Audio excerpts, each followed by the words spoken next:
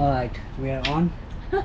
Okay, beautiful. Yeah. So thank you for being to do this. Yeah, thank you for having me. Hello everyone.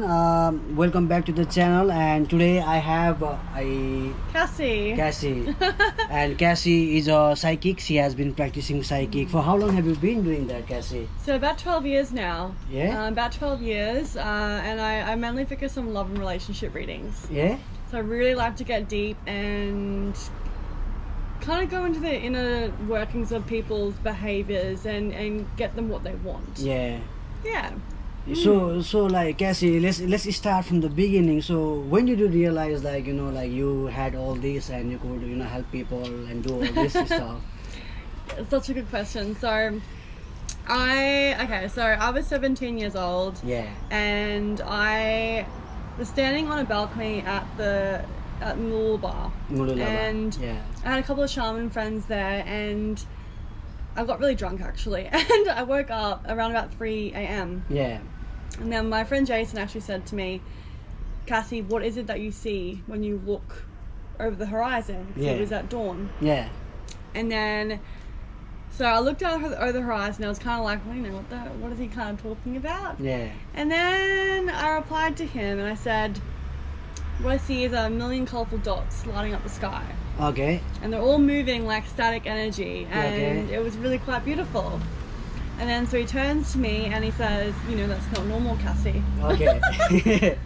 So that's kind of how I was initiated into it. Okay. And if you're wondering what that means, it just means energy. So that's just colourful dots, that's just energy static moving. Yeah. I was just able to see it at the time. Okay. But yeah, from there it kind of just started to increase. And look, I've always seen like spirits when I was younger, and they always have been in my presence. I just didn't know what I was seeing wasn't quite normal italics. Yeah. No, I get it. So Cassie, you said that you said you have been with shaman.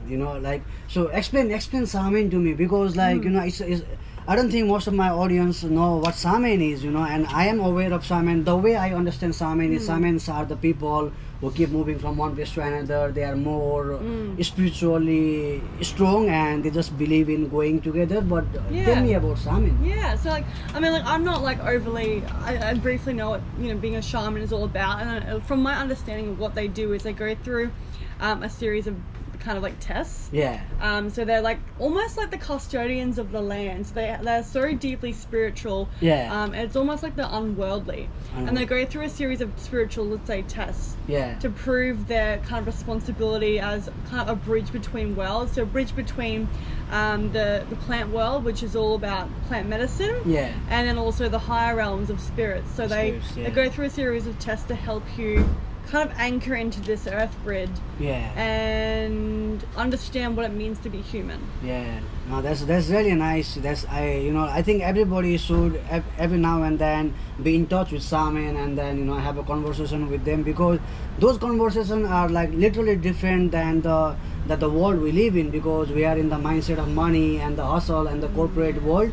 And shamans, they are literally not into that, they are just into energy, spirits, and healing. And that's really nice. That's really nice. So you said when you were 17 you discovered that you had this, so you have been practicing this one after that? Yeah, I've been spiritual and practicing my gifts for about 12 years. 12 years. But I've just been, probably in the last couple of months, been really focusing all my time and energy into getting this gift off the ground. Yeah. Getting to as many people as I can, spreading my word and spreading my love as well. Yeah. I've gone through a few relationship dramas myself, so Sucks. I feel like it's really important. It does suck. But I feel like it's actually really important for not just like psychics, but spiritual healers or healers yourself, to actually go through something very similar, so you can help heal and help give people proper advice in a particular area. And I feel like that's really what makes so a profound psychic, is someone who can receive information from the higher realms, but also give that practically in knowledge. So, like, you have been practicing, and it must not be easy for you to talk about the energy or be in the vibe with every single person you meet. Does that affect you sometimes? Like when you read the energy, personally, does that affect you?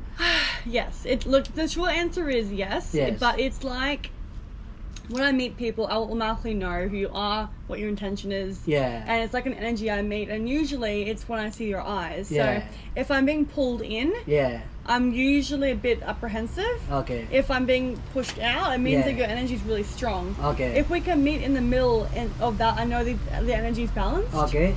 But I do feel, yes, so the short answer is yes. Yes. I do feel energies quite strongly, and it wasn't until recently that I learned kind of some tips and tricks on Yeah. how to really balance that. Yeah.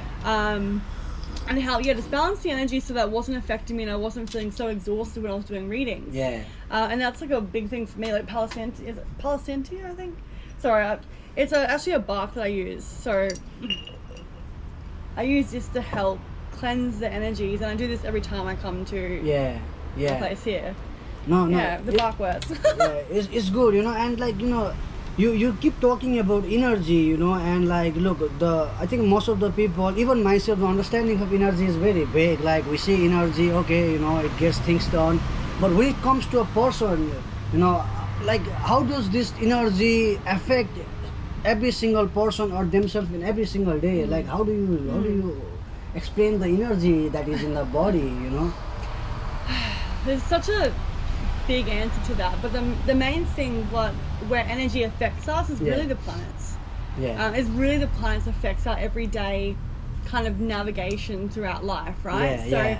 Every single person has an aura around them. They have this kind of grid, 100%. this magnetic energy, this crystalline energy that's Yeah. around us. And Yeah. for example, it's about a meter up to like a meter and a half, projects it all the way out. Yeah. So like you're on my energy right now, we're actually exchanging energies, Yeah, right? yeah, 100%. But how it affects you is, and what most people don't know is that if we don't put boundaries in place and clean our energy at the end of the day, Yeah. we go around kind of like bringing everyone else's energy into our own field. Okay. And then we kind of merge with it and think that it's our own. Yeah. So, and this could be anyone. Like, you could be happy one minute and all of a sudden you're sad. You didn't realize, because most people are actually empaths.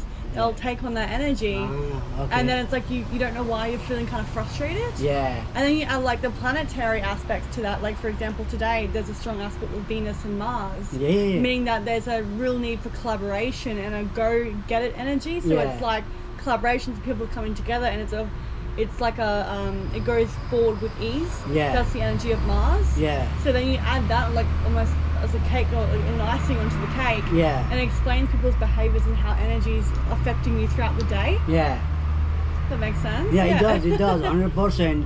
So like like I read this quote. It said that what science says energy, and when it comes to music it's a vibe, and when it comes to like say person or the physical body it's a spirit. So they are all the same. Hey, Yes. like Yes. like somebody walks into the place and they say, oh, you got such a nice vibe. Basically they are saying is like, you got a very nice energy in this place and I can feel very good about it, right? Yes, 100%. Yeah. And look, that's exactly it. And that's where everyone's clairsentience comes into it. So I believe everyone's psychic. Psychic. And that's what I teach. Everyone is psychic. Yeah, 100%. And it's like, and it's like the moment you come and you meet someone, it's like you feel an energy, meaning that if I meet you and I say, I feel like there's something wrong, Yeah. that's me saying there's something wrong, but I feel like you've got a good vibe. Yeah. It's actually my clairsentience, my intuition telling me that it's Intuition. okay. Yeah. So that's actually clairsentience is intuition.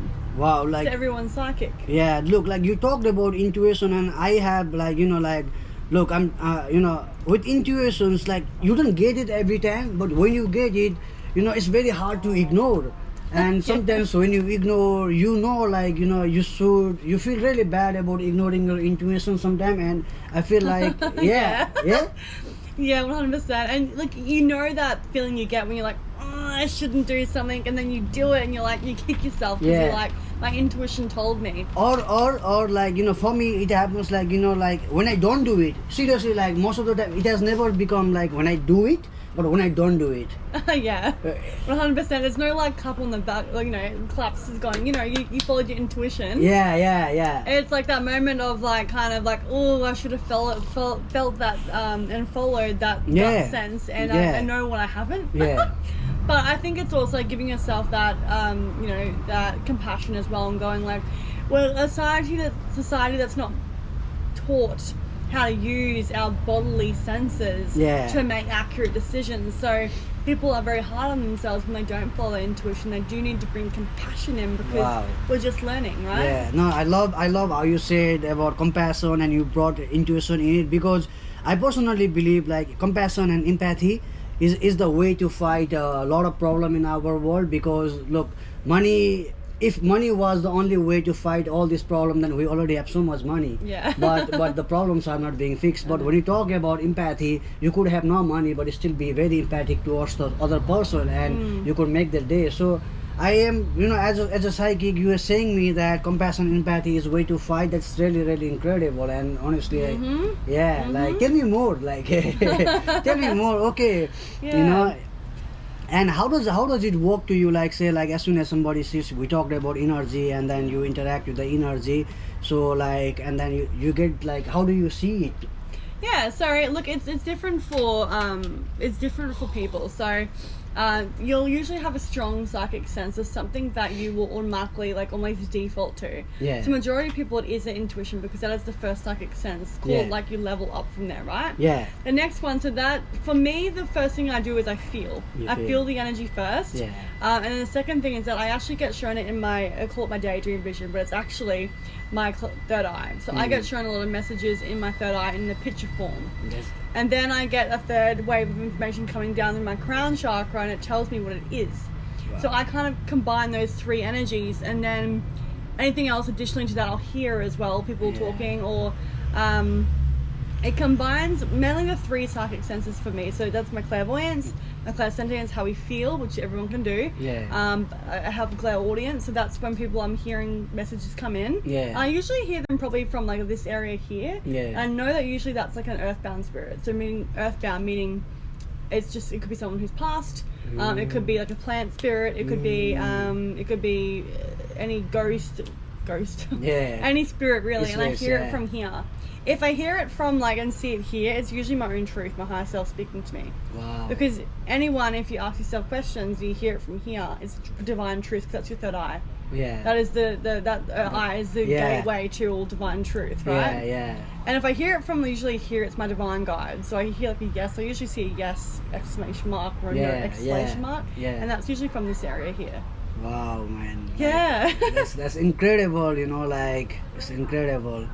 Fun. Yeah. It's also like when you have clients, you know, like sometimes when you read their energy, it must be really hard on yourself, because not every clients are very happy clients, and most of the clients who come for the psychic reading, they come because something, you know, they know something is really off, and they want to get that answer. So it must be really tough on you. Look, I think the clients, everything's vibrational energy, so everything matches your energy in which you're at right now. So if you haven't done a lot of your inner work to help resolve the issues in your life, that energy is going to trigger you. So that, yes, it is hard, but it means it's giving you an opportunity and a reason to do some work within and get past those triggers, because that's what you're attracting. And I'm not saying it's either good nor bad, but once you can become okay with that energy and do the work, that next time when that person comes to you, you can help give an accurate and guided information from a place of wisdom, not wound. From the wisdom, not wound. And so that it doesn't affect you enough, and you can hold space for that person going through something similar that you've just experienced. And look, to be honest, most of my readings are like that. Like I literally will speak to someone, and it's about a reflection about myself. And it's something that either I've just been through or I'm going through right now, and I'm almost talking to myself as I'm doing that reading. So everything's a mirror image of you. So even psychics get mirror images of themselves through readings. No, that's incredible, you know, like that's incredible. It's pretty amazing. Honestly, the best part of my work is speaking to people. But it's watching them get that information that frees them. Because I believe that a true psychic and someone who's able to give advice learns from a place of pain. Of course, learns from 100%. a place of it becomes a self-master. Ah. So that's when you become a really great healer. And so my life has been quite colourful. So I've learned a lot of things. And look, I'm still healing. We all are. Yeah. But now I'm able to hold a strong energetic space for people that can kind of be in that energy and surrender and be in the pain. Yeah. You know. Yeah. So like you talked about pain. So like did you go through a lot of pain in your own life? Like did it? Yeah. Look, it's been pretty colourful. Yeah. I don't go too much into it. No, 100%. You don't have to, like you don't have to. But if I can give you the short form, I've learned from a lot of, let's say, narcissistic relationships. I've learned from the wounded kind of energies of my mother and my father. Yeah. And where that intergenerational wounding has followed its suit in my life. Yeah. So I've had to learn the behaviours, the psyche of people, the way that how I could be a co-narcissist. Yeah. How I've overcome those narcissistic tendencies of pain. Yeah. Because I think we put a lot of shame around people who are narcissists and we run from them. Yeah. But really what I learned from that is we're actually just running from the part of ourselves we don't want to accept. Yeah. In order for that to be a narcissist, there has to be a co-narcissist. Yeah. Because everything's a mirror. Yeah. And so I started writing a book about this as well. Yeah. The psyche of the narcissist, because it comes from, and when I say narcissist, it could just be toxic relationships. Yeah.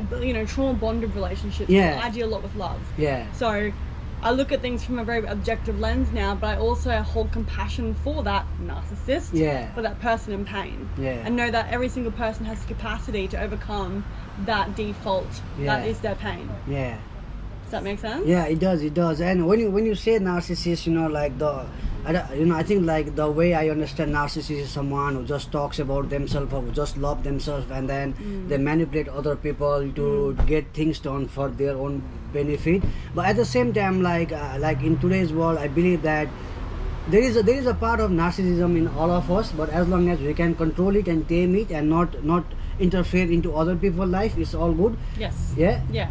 Yeah. So like.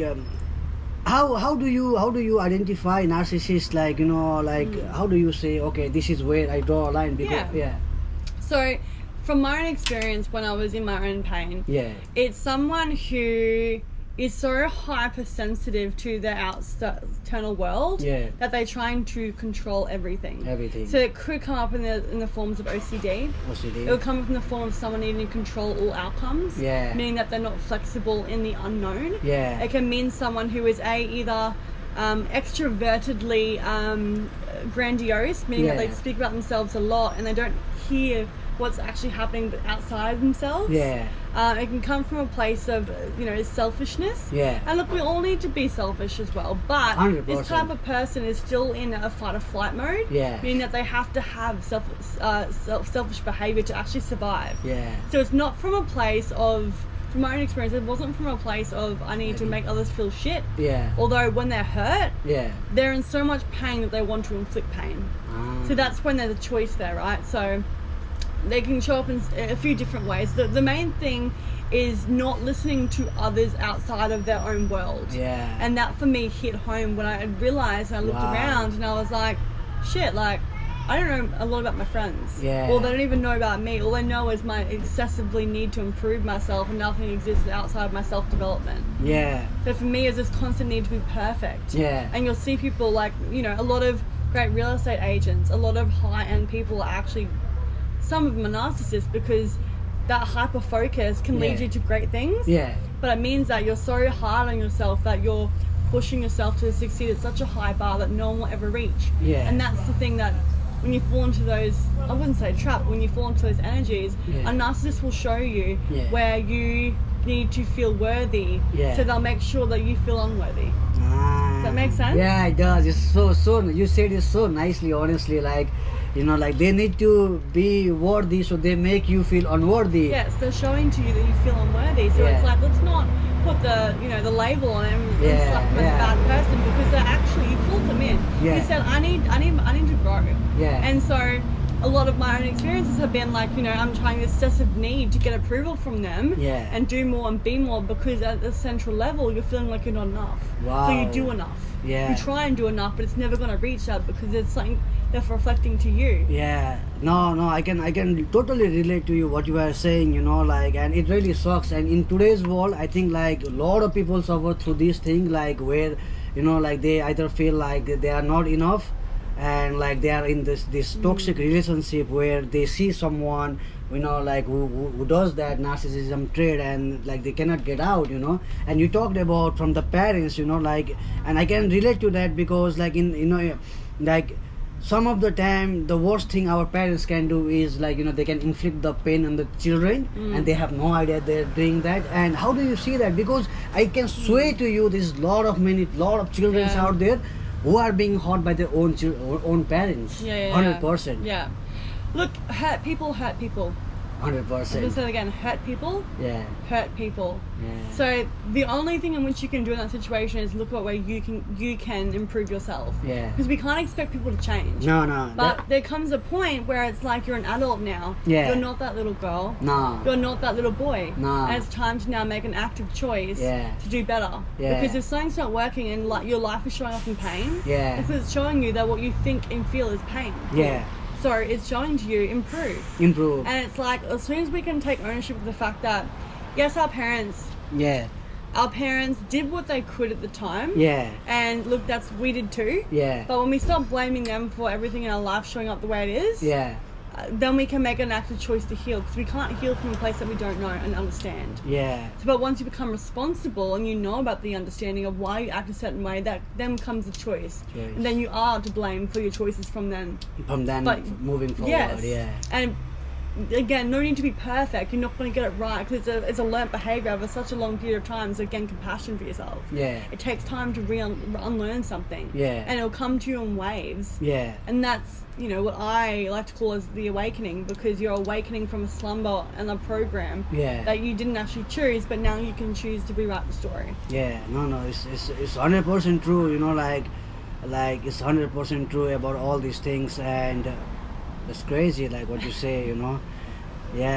So you talked about vibration, you know, like I want to talk about vibration because look, I genuinely, you know, like most of the saints, like I don't know if you know, but I don't want to take a name, but most of the saints, they talk about 5 basic elements: air, water, fire, earth, and ether, the sun or the sky.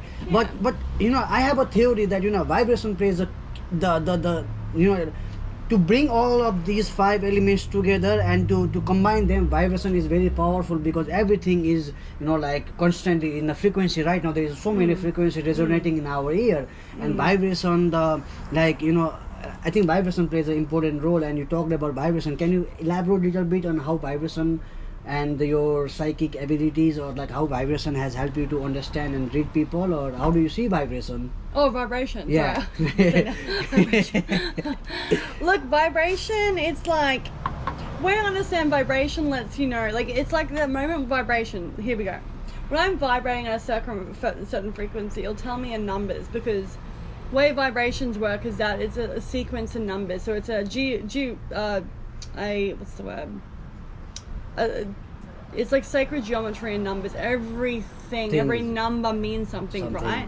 So usually vibrations work in the place of numbers. So you'll see like 444, meaning that, you know, you've got change upcoming. 4, I see that all the time. 4 is about rising. Then the 5s come in, that's about change. The 6 is about overcoming, it's victory. And by the way, this relates all to the tarot. So it's the journey of the tarot, these numbers. Now vibrations come in the form of, it will show you what you're vibrating as, because that is what you'll attract in your life. So if you're attracting toxic partners, let's say wounded, trauma bonded partners that you feel victimized from because they are mentally and physically, and they're abusing you, well, that's what you're sending out to the universe to give back to you. So that's how the law of vibration works, is that it's perfect. It'll give you exactly what you think, and it's as good as it is bad. When we can stop blaming, we can stop being so fearful about what's the bad part of it, we can understand that it takes more effort to make a bad thought than it does positive thoughts. Therefore, if you're vibrating at a certain frequency, you have to do a lot of bad thoughts to bring that in. So something's telling you that what you're attracting is actually how you're thinking. 100%. And as shocking as it may seem, you're inflicting that pain, same pain, to someone else. Yeah. Or on yourself. Yeah. Usually to others, because until we become responsible for something, we project our feelings. Yeah. So vibrations, but once you're in vibrational alignment, Yeah. you'll start to get synchronicities and things show up in your life that you're like, I can't even explain that, and like you'll be so grateful like this today. Yeah. Because things are showing you what you've been attracting. Yeah. And it's like new opportunities. Yeah. It's new 100%. loving relationships. Yeah. It's new business opportunities. Yeah. Because that's what you've been putting back to you, is that I'm going to treat the world great so that I get the great things in return. 100%. This is how I think. You know, like there are times when I have a negative thought, and look, I go through all those negative thoughts because I don't want to let them and then not think of them. I think of them, and then after that, you know, like I also know that, you know, the only way to fight darkness is a positive thought. So, you know, like the positive energy. And you know, I read this quote a long time ago. It said that you have to be hard on yourself and tolerant on others. So, like, you know, like how you know, like when we talked about vibration, and how do you, what would you say to the person who are really hard on themselves? Like, you know, there are my you know, like, look, my viewers are mostly from Nepal, and Nepal, you know, many people, although they want to do so much things, man, you know, things are not going right to them because of like the geographical and the political and the lack of things. And also I would like to stress, because we are not thinking positive, you know, like we are not vibrating in a nice frequency. We always look at the bad side, so many wrong things, you know. For once we could be grateful for the fact that we are alive and we have a physical body and we are doing so many good things. But it is very hard for people to see that. And how would you convince, or how would you tell them that? So there's a couple of things there. So yes, I understand when you're in a state of pain and you have all these bad thoughts, it is like trying to push rocks up a hill to try and fight that kind of energy. But it comes from a place of lack of power. Lack of power. And the way to come into power is actually safety. So in order for us to truly unpack that, why we think the way that we do, we have to be in a certain safe place to unpack that. Okay. So the way it's kind of worked in my own life is that the need to slow down. The need to unpack things in a safe environment. And allow it to unfold as is. Because if you're not in a safe environment, to try and change those thoughts, the thoughts are reflecting your environment, is reflecting your inner world. So 100%. If you're trying to change things based on just a thought level and your environment is still very chaotic, you're going to be in chaos. If you can learn to move from that into safety, so a safe place where you can unpack it, your environment then changes, so then you can start to change the inner world. Wow. And it's not to say that you're completely powerless. If not, because some people can't move, they can't get that. You can try. But I'm going to recommend telling yourself that I'm safe to explore the reasons why I think this way. I'm safe to explore a different way of thinking.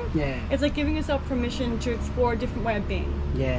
No, 100%. You talked about, like, you know, like the environment, and people, I think like most of the time, you know, people are very comfortable in that environment, you know, to complain and to say how things are not being according to they want, or, you know, they can see so many problems. But you talked about environment, you know, we have to change our environment also sometime, right? Like if you are having negative thoughts, or if you feel like, you know, like, okay, things are not working, sometimes they have to leave that place, they have to leave the environment. And, you know, they do. And absolutely do. It will naturally come from addressing what's internally going on. So naturally, frequencies, naturally as we start to heal, so things are going to drop off that are no longer in alignment. So if you actually can't change your environment, if you start to do some meditation and imagine that you are safe, and imagine the kind of feelings and thoughts and patterns that you want to receive, that's naturally then going to resonate, because the brain doesn't know any difference between what's reality and what's the future. What you are thinking. So one way is meditation. It's giving yourself a quiet space, even 2 minutes a day, to start that process, and be okay with the fact that you may not be able to sit for 5 minutes of meditation. That's okay. It comes with time. You can't tell someone who's been in a hyper-vigilant state, who's in chaos, to go sit down for an hour meditation and then imagine your life being anything different. They're going to be like, what the hell? Like, I don't know how to do, I can't do that. My body wants to run. So it's like, start small. Start with 2-minute meditation, and maybe that's the feeling of joy. Maybe that's the feeling of happiness alone. 100%. So do you meditate regularly? I've started to, yeah. So I mean, like when I say this has been me, like I could do about 2 minutes, and I was like, "Fuck this, I'm out." Sorry, I swear. I'm going, I'm done. Like I can't deal with this. And so then I started to I did small amounts, and then it's not until now I've really slowed down. Yeah. And I have unpacked some of my trauma and the reasons why I was doing a lot of things that I could come then to a state of I did an hour this morning. Yeah. No. From where I was. Yeah. I was like, huh? Yeah. Now because you feel. Now I feel peace. I feel why meditation is complementary to my energy. You know, it complements now rather than feel like so foreign because I'm more in alignment of what that feeling is. Yeah. Does that make sense? Yeah, 100%. You know, 100%.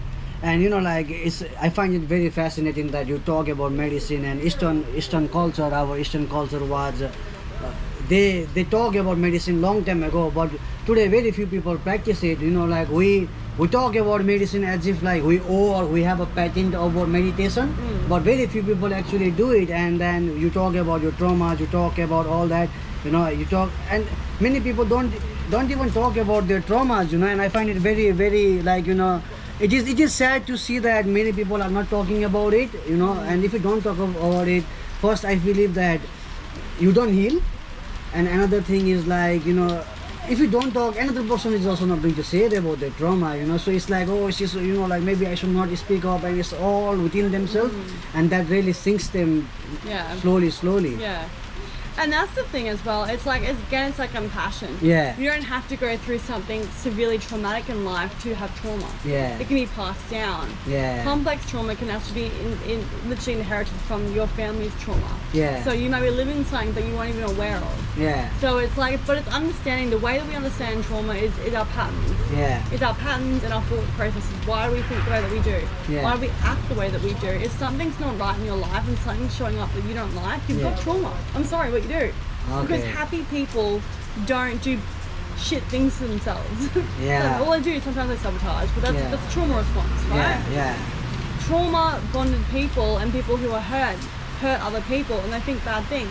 When I say bad things, just let's say low vibrational things. Yeah. So when you're naturally happy, you're not going to wish ill upon someone because you're happy. So 100%. You know, and like, you know, sorry to cut you, but I want to talk about this trauma because look, I can 100% guarantee that in Nepalese culture, in my culture, most of the trauma is passed on by the parents. Seriously, like, you know, it really sucks to say this, and you know, like, I hope I am wrong, you know, like, I would love to be wrong, but they pass on and they don't even realize they are giving a traumatic experience to the children. And you know, like, like, this is why I do my podcast and I try to talk about all this, but it's very difficult to convince them, you know, like, it is almost impossible to convince them that they are being very traumatic upon themselves and the children. Yeah. So what would you say to the, like, you know, the children or those people who have gone through all that thing? How do we fight that? Because in one hand it's our someone we love, and in other hand it is our life, and it is us to break free of that traumatic experience, but we cannot, because to break free we have to leave the relationship. And in our culture, if you know, it sucks, honestly, it sucks to speak against your parents. It sucks to speak against your senior one, but they are so much traumatic experience, and they just pass on to the children's. It's definitely a great topic to touch on, because we're all taught, and maybe in your culture it's a little bit stronger than ours, because we 100%, regardless of you know, it's just a societal thing we're taught. We grow up listening to our parents, and it's hard. It is hard, because you're taught to obey, and it's the dishonor of doing that and speaking up that terrifies you, because it means that, well, what if I lose my family? But it's like, what I asked you was like, well, what if you stay? It is more toxic staying, you know, you are destroying the whole family, you know, like. But it also starts with self. And it's like you let go of the need to change someone else, because it won't work. 100%. We're all connected, and if we change ourselves first, meaning that we start to respect ourselves by speaking up. We start to speak our truth by speaking up, because that's respecting ourselves. You put boundaries in place. Then you're respecting yourself enough to change a dynamic that's been playing out. So you may not walk away from your family. You may put boundaries in place, and then they may be a bit uncomfortable. Yeah. You may get backlash from Yeah, that. yeah, But 100%. because no one likes change when you've just changed something up and they're not aware of that behavior. Yeah. But if you can put boundaries in place and protect your peace, and then judge it from there, that's the first way that instead of leaving, you can just create personal safety. No, that's really nice answer. Honestly, I love it how you said it. Yeah, like it might sound selfish or it might be selfish, but you gotta take care of yourself. Like you have to say no. And look, like those people who know you or those people who have gone through similar experiences, 100% understands it. But like we talked about narcissists, we talked about toxic people, and these toxic people will always find a way to blame you. Like even if you leave out, you do great things, and they will be blaming you for not looking after them or leaving and then just thinking of your own. But I think we have to be okay with that, don't you think so? Like, look, we cannot make everyone happy. No, and that's one of the biggest things that you'll learn is that coming into yourself and respecting your voice means that you're no longer responsible for someone else's emotions. 100%. And the uncomfortability when they feel like you're changing, you have to sit with it. So you learn to sit in the uncomfortability that not no one likes you, but some people are not going to like you. 100%. 100%. And that's uncomfortable. It's learned, by the way. It doesn't come easy. It's learned. Yeah. Look. I'll be the first one to admit that some things bother the demon out of me. Like some people, like when I talk, like it bothers me, but I never go and say like you are bad. I just like I just move my way out. If I get that negativity or some things that I really don't talk about, like I just don't go that path, and then it's all good. Yeah. I think like being a grown up is to like take your own responsibility and find your own path and just move forward instead of look, I put it this way, like say you go, you meet, you talk, you are having a good time, and then later you talk bad about other people, then I think it's bad on you, because you have an option. You have an option not to go, you have an option not to engage, and then you have an option never to see them, but you go, you do it, and then again later on we talk bad about them. Yeah. Well, it means that that's the way you speak about yourself. Yeah. Okay. So you're only reflecting the behavior that you actually inflict on yourself. Yeah. Because when we judge, we're actually judging ourselves. Okay. When we're judging someone for wearing something or acting a certain way, it's because we've done it ourselves. So we're judging ourselves. Everything's a reflection. Everything is a reflection, and like say so you go, like you said, everything is a reflection. And now, what would you say to the people, like who feel very insecure, like like look, I think like many people go through this, like through bad experience, or like maybe they didn't have a good friend, or being lonely. Sometimes they feel that way. So what would you say to these people, like who are insecure? You say, okay, maybe they are saying these things, but it is in their head, like maybe they don't like me, but what would you say to them? Just don't care, don't mind, or how does it work? What is the best piece of advice you got? Because look, there is honestly, tell yourself you're safe. Because all that's projecting is the fact that you don't feel safe being who you are. And so if you tell yourself I'm safe to be me, you're less affected by those comments. And when you're judging someone and you're being critical, the best way to stop doing that is just to cut yourself off and literally do something different in that moment. Okay. It's a learnt behavior to come out of that, right? Yeah. If someone's feeling insecure, you have to realize that it's not your job to make them secure, make them feel safe and feel secure, because you cannot make anyone do anything. But you can actually lead by example. Okay. The way that we change is we lead by example only. So it means that if I can step back and go, I'm safe to be who I am, and that your judgment of me is a reflection and awareness of you.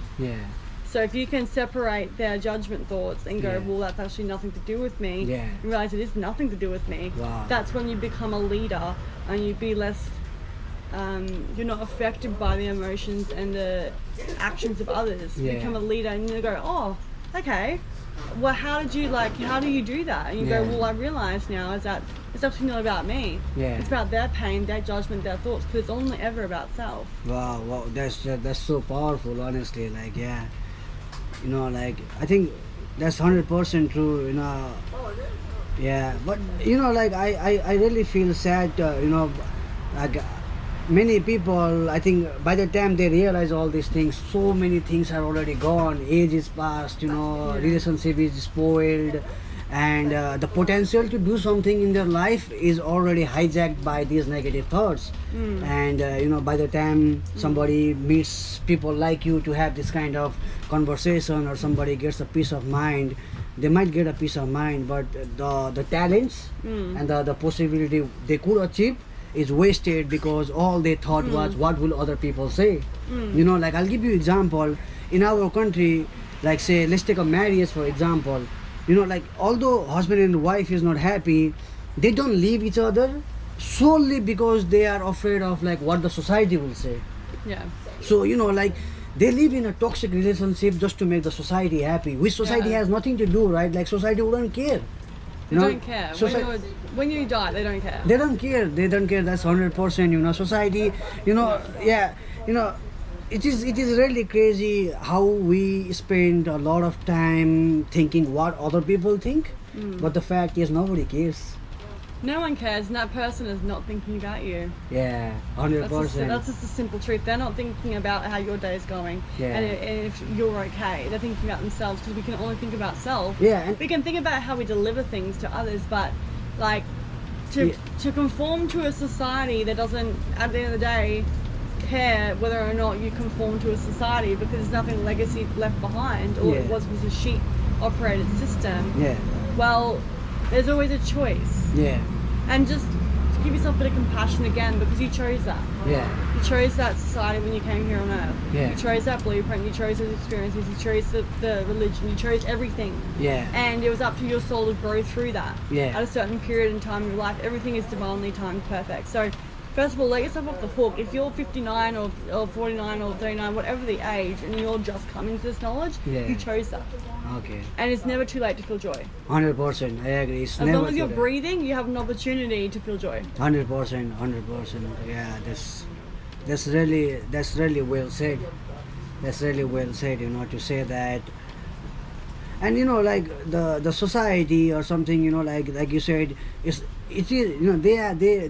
is okay for them to think of themselves, and it is okay for us to think of ourselves. We come together collectively as a society, we put some contribution, and sometimes when it doesn't work out for you, it doesn't work out for you, right?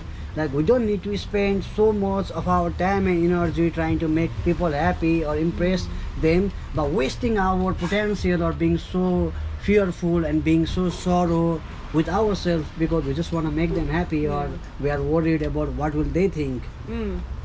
This is the problem in our culture, in our country, because I don't know how many people will admit, but I have seen it. I have come from those kind of places where many people don't do things because they are afraid what other people will say. 100%. Like, so many potential and so many dreams were killed of an individual because they couldn't fathom, or they couldn't move beyond the thought that what other people will say. It's sad. It's sad, and it's so true. And and it's not until you realize that their judgments, they're not actually judging me, they're judging themselves, that you can become okay with the fact that if I am doing this podcast right now, if I'm worried about what people think, well, I realize their worry is what they're worried about themselves. So I can go, well, that's actually not my thing. And if you can feel strong in yourself and go, I'm perfect the way I am, and anything outside that is me just judging myself, you can let yourself off the hook. 100%. Wow. Well, I really love this one, because I really think like this thing needs to be heard and spoken about. And seriously, I love how interesting insight you had on this kind of conversation. And the plain and simple thing is, look, take care of yourself, do right by you, don't hurt other people, don't think bad about other people, but whatever you desire to be, or whatever you think you want to do, just do, because like everybody, like even everybody is being told something, that they are not, and it is okay, like like you said, they are projecting that because they see the world that way. Correct. It's a reflection of the internal world. It's a reflection of the outer world. Right? Okay, okay, we move. I love how you said that we move. Okay, now how would you like you must have gone through positive and negative energy. Sometimes people say very mean words. Now I get it, like like okay, you wouldn't have to think, but sometimes it really takes us down with that mean word. And especially if you are someone who is trying to do something in social media, or you are trying to break the taboo or barrier in the society, if you are breaking the stereotypes, you'll always go to the mean words. What would you suggest people to, how would you suggest them to fight those words? So first of all, just take the lead to do what you want. And embrace that you can't control what other people say. But it's actually worse to stop yourself from doing something that you know is within you because of the words that people will say. But look, if it does happen, if someone goes, I don't know, it says a harsh word and says you're a fat or you're something like this, what I like to do is just breathe, stop, without me going triggered state and going, oh my god, the world hates me. I just breathe, breathe into my heart, because it will activate it. When you breathe into your heart, activates your connection to earth, which is only feeling you need is one, right? It actually comes into a place of peace when you breathe into your heart. And you can just tell yourself I'm safe. So all it is safety. So it means that if I'm fearing that I'm getting called fat or I'm ugly or whatever that the harsh word is, it's like, well, first and foremost, what makes it right for a person you don't know to tell you that, and for you to take that on board as truth? That's true. Yes, sir. I'm like, what does that person know you? Does that person know anything about you? No, they're just a random keyboard warriors. A random person. So why would you let that person make that assumption of you and take that on board? And second and foremost, they call you fat or ugly or whatever that version of that is. Understand that they first and foremost think about themselves like that. And second of all, I'm like, do you want that person as your opinion? Like, does that person speak truth to you? No. Do you want them to be someone in your life? No, because you don't let them talk to you like that. But then reflect on that, because that's how you talk to yourself. They're literally reflecting to you. What you've already thought about yourself, because we're all connected. So if you can separate that and go, look, that person's just hurting, and I'm safe and I'm loved regardless of how I look like, how much weight I have, and that everything's perfect, and that I'm safe. It's just safety's everything. Safety is absolute paramount to anything, getting over anything. It's saying I'm safe, I'm still going to be loved, I'm still going to be nurtured, I'm still going to be taken care of, no matter what this person says, I'm safe. So would you say, like, the positive affirmations will help people to make this kind of strong mindset? 100%. Mindset's everything, but just remember that to every affirmation, so say something, say for example, if I go to you, you're ugly or you're fat or whatever the thing, and you feel that in your gut and you go, ugh, and you actually like cringe inside. That's something you know that in your childhood that word was said to you and you felt like that was truth. So it's telling you there's an energetic blueprint that's telling you that is truth to you at a visceral level. So while you can say I'm pretty, I'm accepted, I'm loved, it's actually doing a disservice to you, because you've got something inside of you, an energetic bond that makes that truth. So what I recommend doing, if something is really a trigger to you, so if I'm fat, if I'm ugly, if I'm dumb, whatever the word is, I recommend doing an energy healing first based around that belief. So literally just moving energy out. Could be like acupuncture, chakra healing, whatever it could be. Just do a full body energetic trauma release. So that means that when you start to say those beliefs, the opposite word, like I'm pretty, I'm love, I am whatever, it means that you're able to then take it on as a new belief system. Because it's like we're like a fountain. If it's like stopped working and it's sludge and everything and it's packed with old shit, like we can't take on anything new. So you have to work from the body first, get a bit of a clearing done, and then work on the affirmations from there, build it, because you've got space for it to land.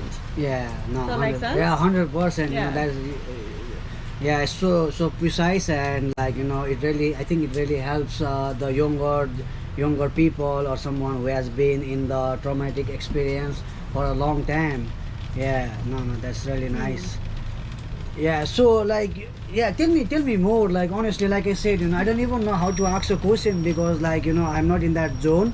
But like with what would you say, like you must have gone through so many people and so many clients, and like the energy and with the toxic relationship, with the positivity, how would you see or view a relationship, or the love affairs, like people say they love, but they are the one who hurt the most, so Yeah. it Love isn't painful. isn't painful. We do things in society that is transactional based. Then, So if we okay. do something, that means that we'll get love, and that means we're doing love. Yeah. But the fact of the matter is that love actually stands for living one vibrational energy. Okay. So love is actually just an energy. It's actually everything that is. That is Right. So we yeah. can stop making love a transaction, Yeah. and we can start to show acts of love Yeah. towards ourselves. Yeah. We can then show that towards someone else. Mm. I want to say, someone doing ownership and someone who needs you to be a certain way so that they can feel happy, Yeah. that's not love. 100%. Because love is easy. This It's is energy. This It is flows. this is like thank you for talking about this, because say like I have a sister, and my sister decides to do something, or like my sister decides to blog, and I don't like it, and I'm like, Lloyd, you cannot do that. So how am I loving my sister if I stop her from doing things she loves just because I don't like it or I don't understand it, and I see this all over, like. And you talked about love being like, you said it's a energy, it's a vibration, it's all within itself. And yeah, like it really bothers to see the world we live in, where like you say you love someone, but you wouldn't allow them to do things they love to do, Yeah. just because you bring the many things, like you don't like it, or you feel like other people won't like it, or it works in many ways.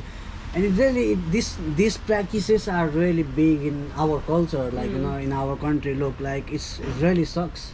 Yeah, it does. It really sucks. And look, the only thing you can do in that situation is just imagine like a nice big ball of white light, which is love around it, and just send it towards them. Yeah. Because yes, it will frustrate you, but because you're frustrated within yourself. Yeah. Because you're not giving yourself. Yeah. So I just want to bring it back to always self.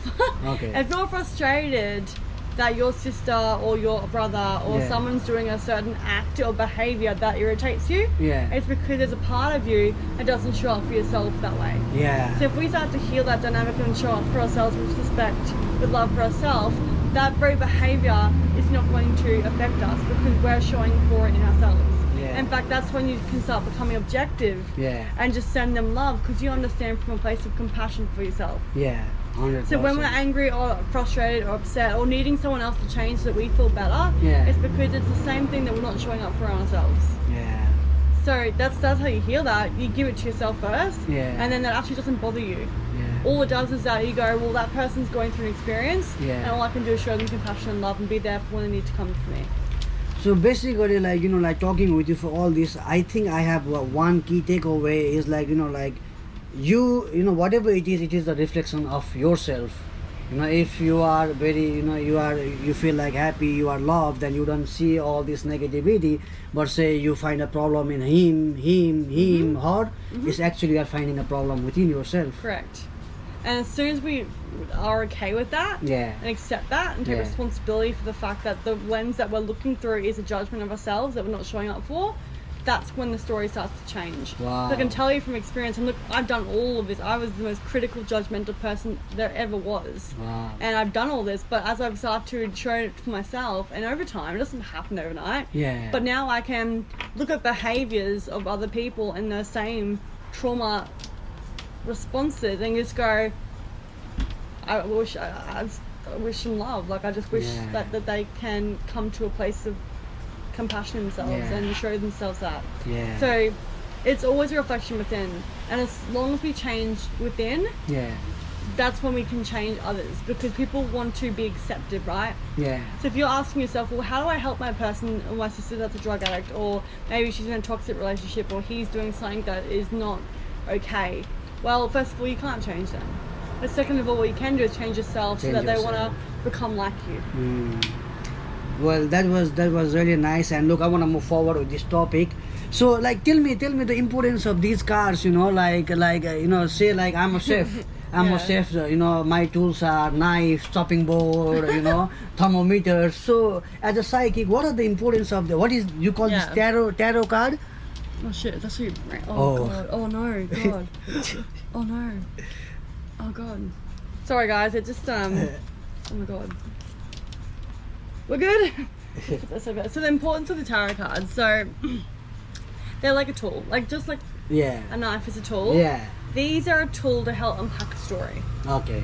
So you don't need tarot cards to be a psychic. Yeah. But what they do is that they're actually inside the cards. So in the story of the tarot, it simplifies earth, air, fire, water. It also goes through the numerology of numbers and tells you hidden meanings of things. It also goes through all the astrological signs, the planets. So when we're born, we are given three main things. In fact, we pick them. Our soul's blueprint, so the experiences in which we are wanting to evolve from.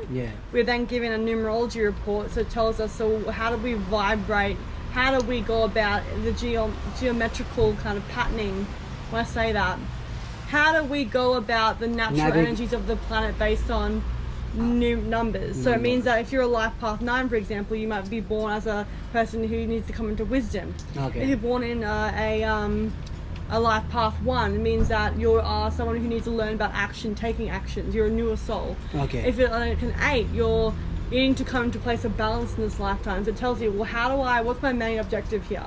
That's what numerology is. Then it tells you in these cards as well, well, astrologically, when you're born with the planets tell you a snapshot of you, like a puzzle. So what experience you're going to go through, how do you make money, how do you navigate this life based on the soul that we wish to become like. So the reason why these work so well is because they help unpack things at a more deeper level. Now they also help be a visual tool for people so they can resonate with what you're saying. Because if you look at the pictures, it always shows you from an experience level. So if he's like leaning over and he's over water and he's got a cup there, it's emotional, it's water energy, so people resonate to blue. So people can help find what you're saying in the cards. Does that make sense? 100%. Like, so like when you saw the card, like people interpret through their own eyes, and that's how you can help navigate. Correct. I mean, and all people learn differently. I just find that if people can see it, they can believe it. 100%. If you can see it, you can believe it. 100%. It's like my magic trick. 100%. Wow, man. No, that was really nice. That tea was so good, by the way. Thank you. No, you know, like I love, you know, I love it, and like, you know, okay, like, what did you say, like, you in the beginning you said like you believe everybody is a psychic, like, you know, like you said that everybody, so like, you know, say someone is going through that phase where, like, you know, they don't know, but they also know that the energy and all that is, you know, like something they cannot understand it. So like, what are the ways to understand if somebody has that kind of thing and they can use to help other people? So become curious about why you do the things that you do. If you meet someone and go, I don't like the look of them, that's clairvoyance. If you meet someone and go, I don't like the feel of them, that's clairsentience. So what is clairsentience? So that's your feeling, intuition. That's where everyone has that. So you are telling me it's okay, like, say, you know, like I meet some people and suddenly, you know, like, look, let's be honest, sometimes you don't like somebody, you know. So you are saying me I should go with that, and like, curious why. That's your body talking to you. That's a psychic sense. That's your intuition coming through. And it usually comes from the body. Works perfectly because it shows you exactly where it's coming from. If I don't like the feel of someone, that's my gut. If I don't like the look of someone, that's my eyes. If I think something's wrong, it usually is. But that's also messages coming through from not only your brain but from the higher realms as well. So like, the body's perfect. It literally shows you where it's coming from, what psychic sense. And if you become curious as to why you thought that, and maybe there's another reason why that came through, and maybe there's a deeper visceral level to why it came through, you can start to realize that everything is so much more than what we just play out in a day. 100%. You know, everyone is psychic. We are all born with this gift. And I'll give you something else. There's like trillions and trillions and trillions of souls lining up to get on a place on Earth, right? So you're already really special. But I'll give you something else. As a soul, you have to be at least 7th dimensional, meaning that of a highly evolved state to enter Earth. Okay, 7 dimensions. 7 dimensions. That means that you're highly spiritual. Okay. So that's let's say a prerequisite to enter Earth and play out the field of an earthly life. Okay. So to say that you're not special and you don't have psychic gifts, well, that's bullshit. Yeah. Because you have to be able to enter Earth and do this experience. Yeah, 100% makes sense. 100%. Yeah. You know, like you talk so highly about souls and human being, you know, like I really love it. And like there is a world we live in today where the value of human being is so little. We belittle them, and we see all, you know, like we see, you know, people being treated so wrongly because if they don't achieve something in their life. You know, I always believe, like, you know, just to survive is a humongous thing, like just to live in this planet Earth and just to be you, even if you don't achieve anything in your life. Like, you know, it was so great that you are here, you bring joy and happiness to people, but unfortunately, you know, it really sucks. You know, like I know you said that it's just a reflection of yourself, and maybe I'm just reflecting myself, but where I come from, like, you know, if you don't have something to show substantially, you know, in the later years, you know, as a human being there is no value, like, you know, like and this is true in almost, like, you know, in the world today. If you look at the developing nations, you know, like the value of life is so less. Like people die from the simple things that could be avoided if people were a bit more compassionate and if they were taking the life of human being seriously, but they don't do that. Like it is not happening, and it is not just a society, but it's overall a whole nation that does that. And it really sucks to see that. Like you talk about you are powerful and you have to be 7 dimensional to come here, and you change so many things, but it is sad to see many things, you know, like life goes just like that in developing nations, underdeveloped countries, you know, like it's nothing. You know, people, it's nothing. Like it really sucks. People fight over small things, you know. And you talked about compassion. Very few people have compassion. You know, I don't know. Like you said about triggering and all that. I think these all aspects play a vital role to shape a human being. But it really sucks to see that people are not taking or thinking other human being as a higher dimensions or someone who is you know, cosmic being, you know, like it's so incredible just to be alive. It is. And if we're getting there, Yeah. those beings picked that as that's where the soul's at. Yeah. Maybe in this lifetime that they were meant to play a piece of the puzzle towards a great awakening. Okay. They chose that, and it's happening. Yeah. So they chose that certain life. Okay. Right? Yeah. So we're all playing a part in the Great Awakening at our own time. Okay. In time and space. So we're all doing this, and again, it's compassion. They just didn't know. And they didn't know. We have to awaken and remember, and we're all doing it, and it will all come in time. But it's just being curious enough to understand that maybe there's something bigger than what you've experienced. Because the law of attraction states if we can attract what we don't want, then surely what we do want is on the opposite end of that. Yeah. When you can understand that you're so powerful enough to attract these experiences, you're powerful enough to attract about exactly what you want. Exactly. So and that's a cool thing. So do you Oh my God. so, like, you know, like you said something that really piqued my interest. So you are telling me if somebody believes and, you know, attracts something that they really want and they work for it, are you telling me that they can achieve it, like no matter where they are, despite of the geographical location, you know? The law of attraction is perfect. It doesn't have feelings, it doesn't have environments, it doesn't have anything but the law. Yeah. It's like physics. Physics are physics, numbers are numbers. The law is the law. Yeah. You think there's certain something over a period of time, it's gonna happen. Yeah. And that is as good as it is bad. Yeah. So if you come out of the fact that you've attracted all these shitty experiences in your life, well, okay, that's kind of shit. Yeah. But now, isn't that proof that the other end of that exists? Yeah. And it doesn't discriminate. It doesn't tell you that there's no such thing as luck. Luck. It's about belief. Wow. Yeah. 100%. And we are big in our country. We are big in luck. Oh man, you gotta be lucky to do this. You know. So they were so lucky, and the way we see someone do really good is like, oh man, that guy must be lucky, he was in the right place, he was in the right country. But like you said, there is no such thing as luck, and you said there is thing as like fate. There's fate. Yeah. But it's like, here's my view of luck. He, at a visceral level, somewhere in him, he actually thought that he would be able to receive that. Yeah. So it's actually just an experience that was given to him based on a belief that he'd already packed in his backpack. You know, like, yeah, 100%. Like, you know, you have to see it, and like you said, like if you are breathing, then you can. You said before that if you are breathing, then you are open to joy and love, and it's still happening. Yeah. So it's the same thing with love. If you can, it's possible as well. Like, it's possible to come from pain to joy. 100%. And it just starts with curiosity.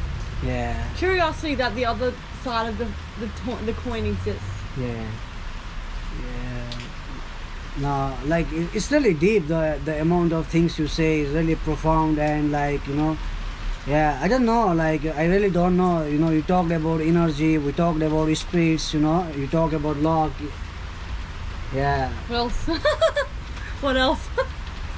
No, Yeah. but look, that's and I think it's a very important topic, because right now, what we're going through on planet Earth is a huge shift in consciousness. Okay. So everyone's feeling right now chaotic. They're feeling like pressure, like the weight of the world, everything.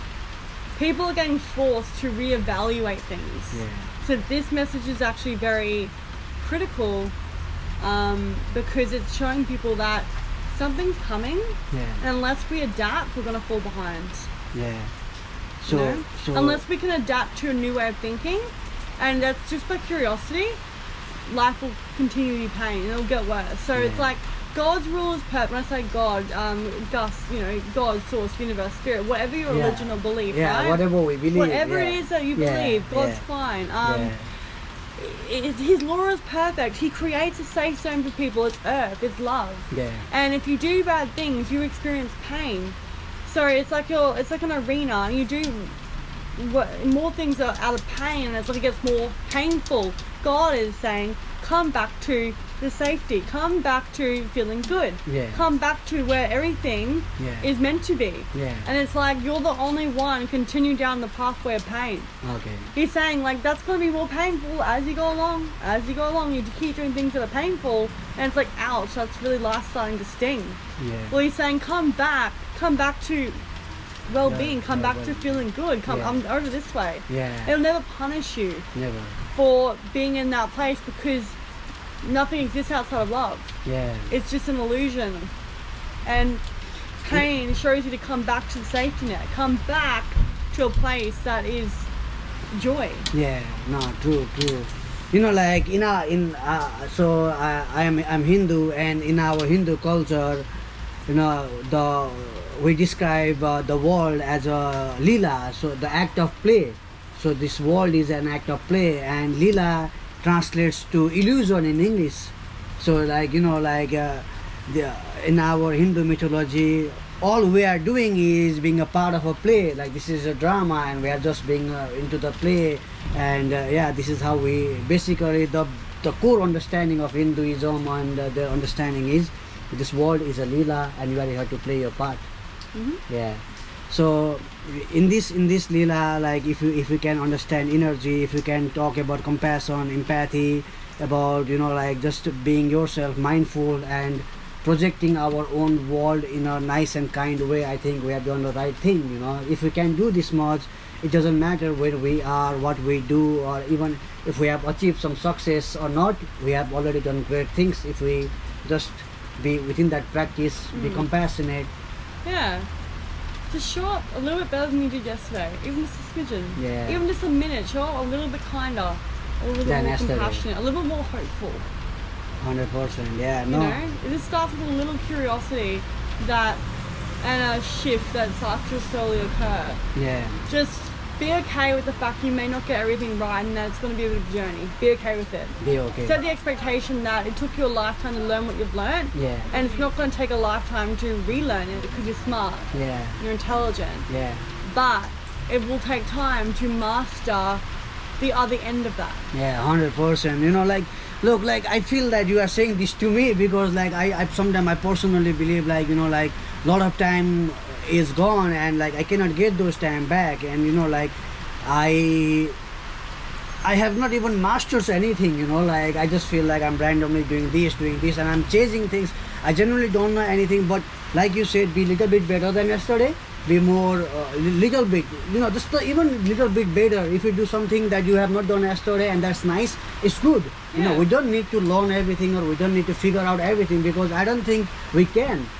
No, not once. Your brain's linear. It cannot take on that amount of information. It cannot.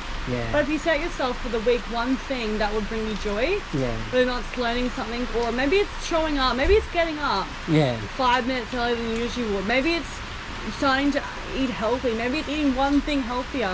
Because the way that we change our life is by becoming internally happy and healthy.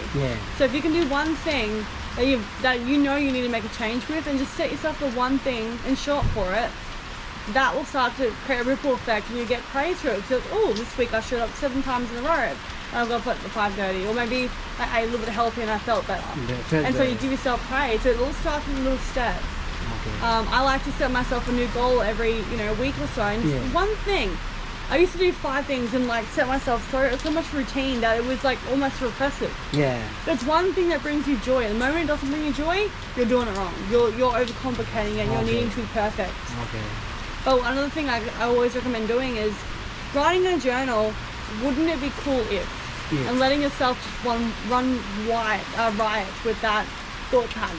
Wouldn't it be cool if I had a castle on the hill and I managed a team of psychics? Wouldn't it be cool if I had a retreat that everyone came to find love? Wouldn't it be cool if I had a massive restaurant that everyone came to and they absolutely loved the experience because it was authentic? Wouldn't it be cool? Like, just think, wouldn't it be cool? And let your imagination, your soul, run that story. Because the moment we put it into words and think it through paper, that is manifesting. And then it kind of sets the benchmark. So once we've manifested that, it actually gives you opportunities then to shift in order for that one thing to happen. 100%. So it may look like your business changing, it may look like friends shifting, it may look like more compassion for yourself, it may look like little things, but it's subtly doing things in a actually a big way to help change the energy that exists so that you can become that manifestation. So like you talk about manifesting, so like say I don't know anything about manifesting, and like sometimes say like unknowingly I'm always thinking negative thoughts because I feel like I'm in that zone where I don't know, but I'm always thinking like, oh man, maybe my life is not right, I see, and all that. So how would you suggest, or what would you say to the person, and how do I start attracting or manifesting good things? Where does it start? Like how you said, like wouldn't it be cool? We put that in words and we start thinking, we start visualizing. What I recommend doing is setting yourself one thing that you would be super excited for. Something that you would be so excited, your dream. And say, I am grateful for this dream.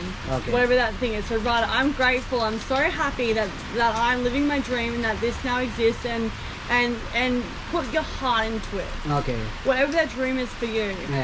And then burn it. Say it out loud, and then burn it.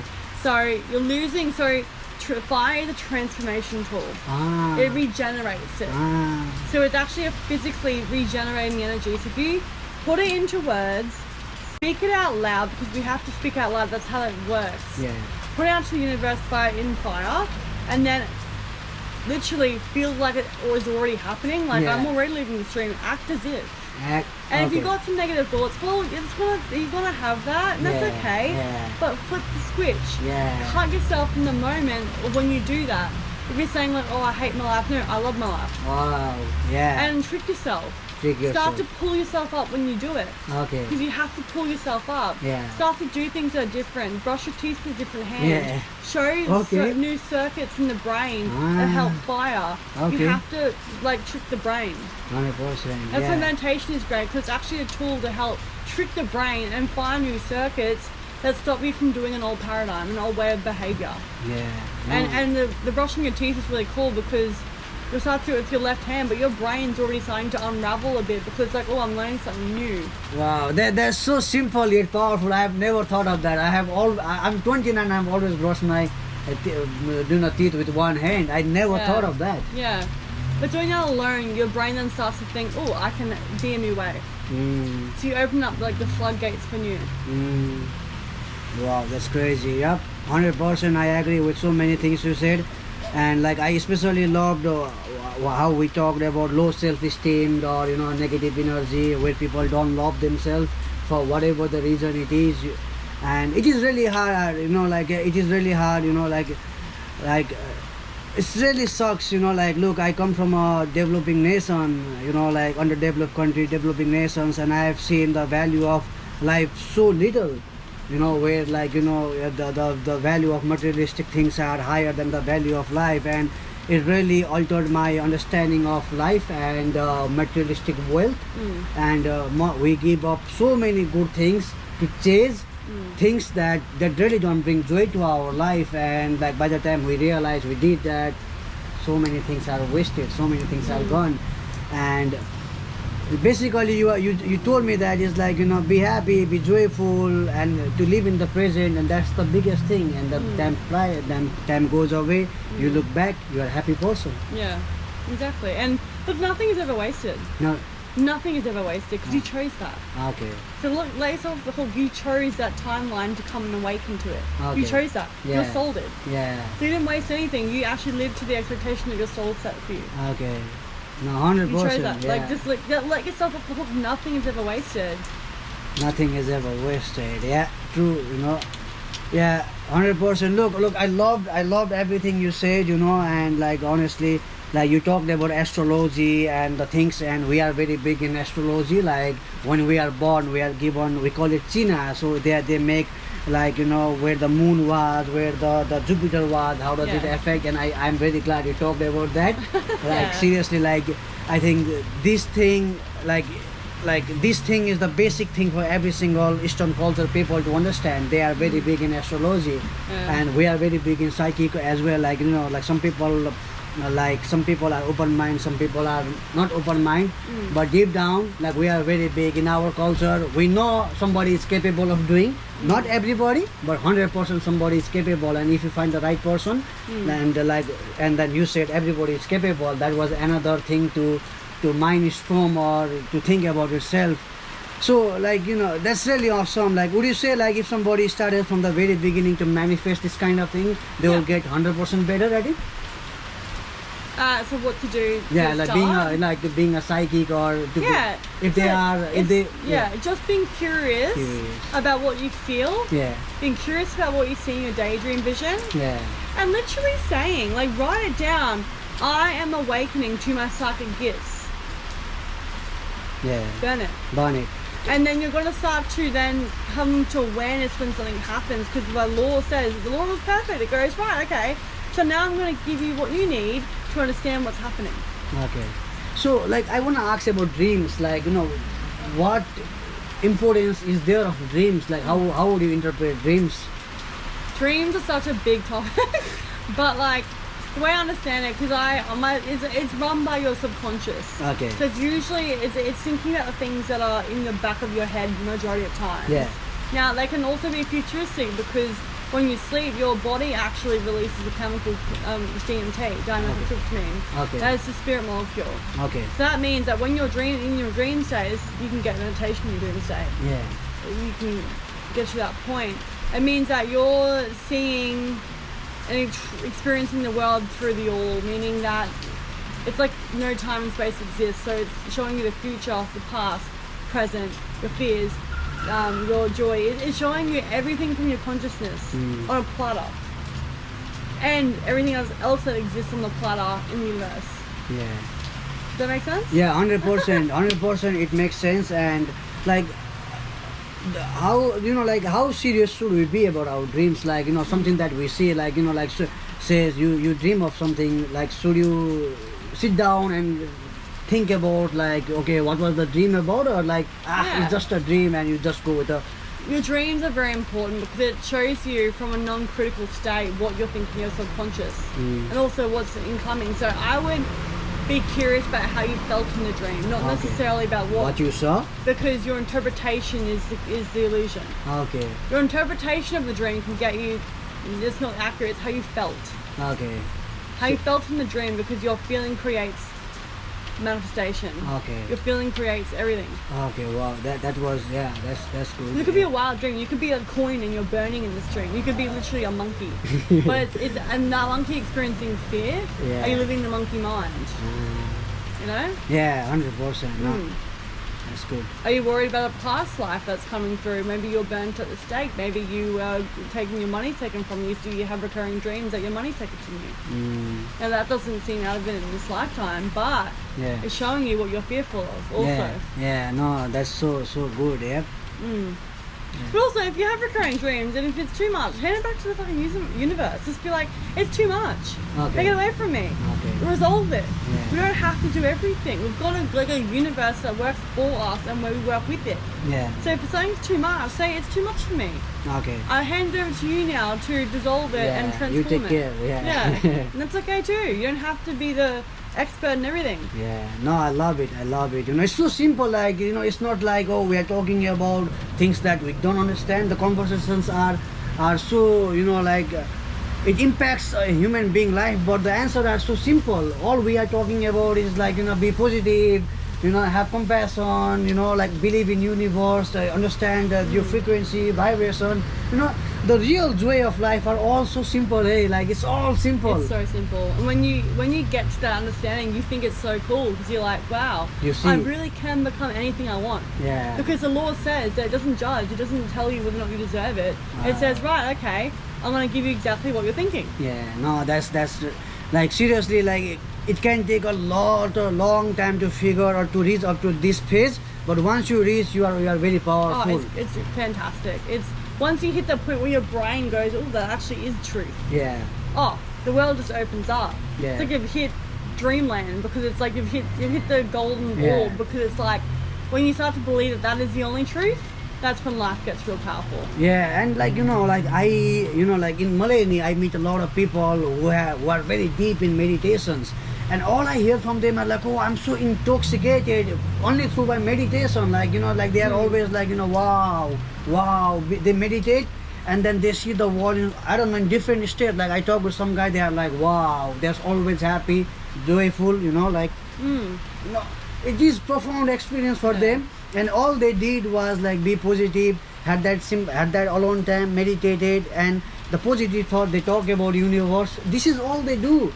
And these are pretty simple. Meditate, think good thoughts, write down what you want. Be compassionate to yourself. Realize that life, like everything is perfectly created. And you're a co-creator. You've got an experience in life to create whatever you want. And it is actually really simple. When we can unravel the trauma that makes us believe that we're separate from what is, then it becomes really simple. No, 100%. But you know, but till that phase, you know, when we don't understand is the most where we suffer a lot. Hey, this is the phase we suffer, because just be curious. Open the door to what if. No, I love it. I really love it. It was very good, you know, like, look, I bet you have much to say, or there's so much to ask, but you know, like, I'll just let these thoughts sink upon myself as well. Just let it sit. It's a lot. Of course it's a lot. Like, you know, like we talked for like 1.5 hours. We didn't talk about money. Look, there was no money, there was no physical things, there was no materialistic thing. All we talked about is like understanding yourself, inner joy, peace, and you know, the psychic abilities, vibration, number, something a guy in a corporate world will never talk. No, and he should. They should, right? We all should be talking about this, you know. But yeah, it really sucks that we are more focused on like, you know, the rat race and other thing, and we don't talk about the simple thing that brings joy in our life, and we just chase joy in other stuff. That's so crazy. And again, that's the only way we know how. So ultimately, our soul's like, I need joy. It's just like you're down the wrong avenue. It's like just redirect it a bit. You know. No. Technically, you're doing the right thing. You went down the wrong rabbit hole. You know? No. It was crazy. Look, I really don't know what to ask now, so look, I'm gonna conclude here. If there is something that you feel like I did not ask and you wanna say something, you know, like, please feel free to talk with the audience. And like that, thank you so much for doing this, and I enjoyed every single minute of the conversation. You know, you see that I love sitting and talking with different kind of people like you know, because these are the conversations that I don't get in a textbook. Yeah. I really don't get, like, you know, like in the world of where I can only think of money and profit and, you know, adding another thing, you know, like I think we have lost ourselves a little bit. I feel I have lost myself, you know, like I will not say about other people in this, but myself. But having this kind of conversation with you gives me an idea of like maybe in a day, you know, maybe take like 10 minutes or 5 minutes and just focus on myself. Like you said, even 2 minutes of meditation is enough to make you do that. And like something that I will take with me is, you said about write it something and then burn it down and then manifest it, focus. That was really powerful for me. And yeah, like sometimes you read a book, like, you know, but reading even a book and having a conversation with real person who have practiced this, who have helped so many people, is different vibration, it's different energy, and I love that. It's great, isn't it? Yeah, no, I love it. Thank you so much. Welcome. Thanks for having me. Yeah, cheers. Thank you. All right. Bye.